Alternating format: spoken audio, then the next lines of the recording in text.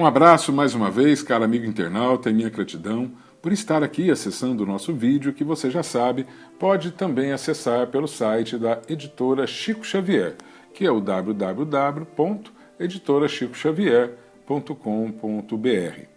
Hoje nós vamos tratar da questão número 140 de O Livro dos Espíritos, que está na sua parte segunda, do Mundo Espírita ou Mundo dos Espíritos, em seu capítulo 2º, que trata da encarnação dos espíritos.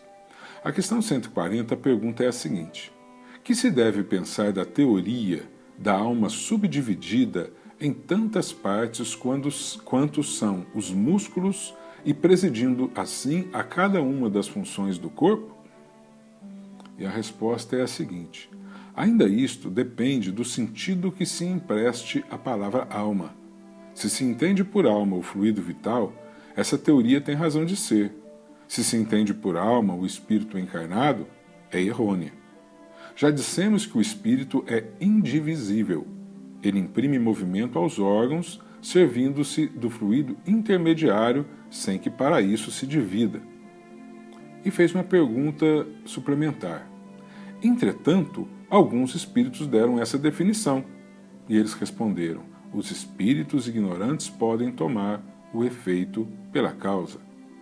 Allan Kardec ainda faz o seguinte comentário nessa questão: a alma atua por intermédio dos órgãos, e os órgãos são animados pelo fluido vital que por eles se reparte, existindo em maior abundância nos que são centros ou focos de movimento.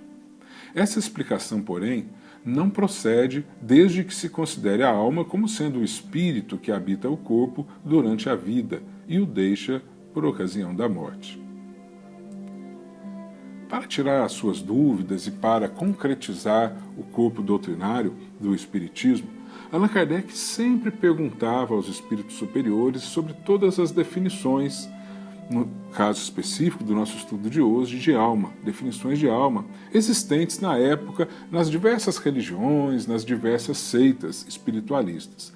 Por isso, ele insiste, a gente vê nessas últimas perguntas que temos comentado, sobre a definição de alma, se ela pode se subdividir, e no caso especificamente hoje, se mesmo dentro do mesmo corpo, ela se subdivide para estar ocupando cada músculo, cada parte desse corpo e ali exercer a sua função.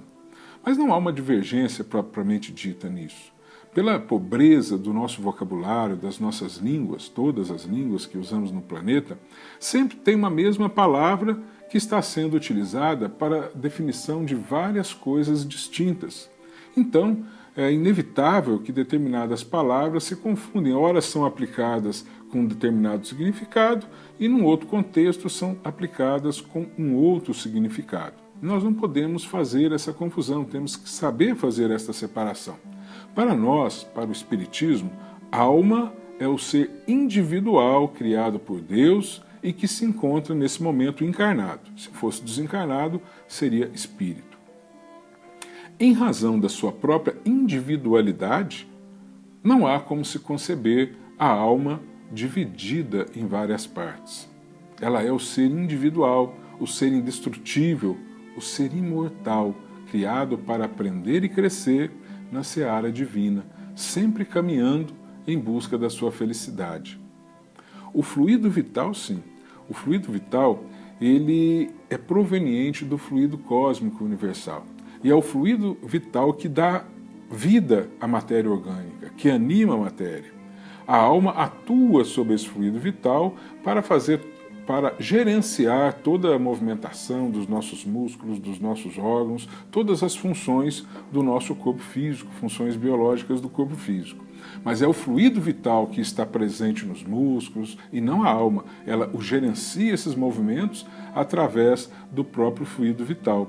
E esse fluido vital, ele dá vida, mas não é fonte da nossa consciência, não é fonte do nosso centro de individualidade, nem do nosso ser. Isso é a alma. Então não devemos confundir aqui, dentro da doutrina espírita, fluido vital com alma. A alma é o ser individual, com toda uma história, com toda a sua vida. E o fluido vital é um princípio material que vai dar vida, vai dar ânimo à matéria orgânica para que a alma possa se manifestar através dela. Miramês, sobre essa questão, diz o seguinte: o espírito é indivisível e imortal. E essa notícia nos anima e nos enche de esperança, nos fortalecendo em todas as atividades que o bem possa nos proporcionar. A imortalidade do espírito, a sua comunicação depois do túmulo e a reencarnação, quantas vezes forem necessárias, são uma força a nosso favor, provando assim que o amor de Deus e a sua justiça para conosco. Os antigos videntes achavam que a alma se dividia por tomar o efeito pela causa.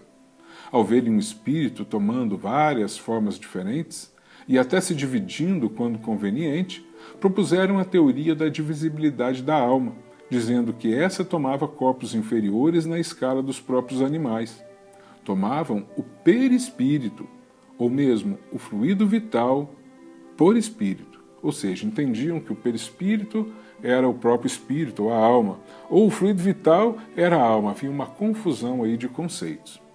Continua Miramês. Agora que se conhece a função do perispírito e, por conseguinte, do fluido universal, que ativa nos homens os órgãos, retiram-se as dúvidas, compreendendo que o espírito é imortal e que a vida pode continuar em toda parte. Que Jesus nos abençoe e ilumine os nossos corações. Muita paz.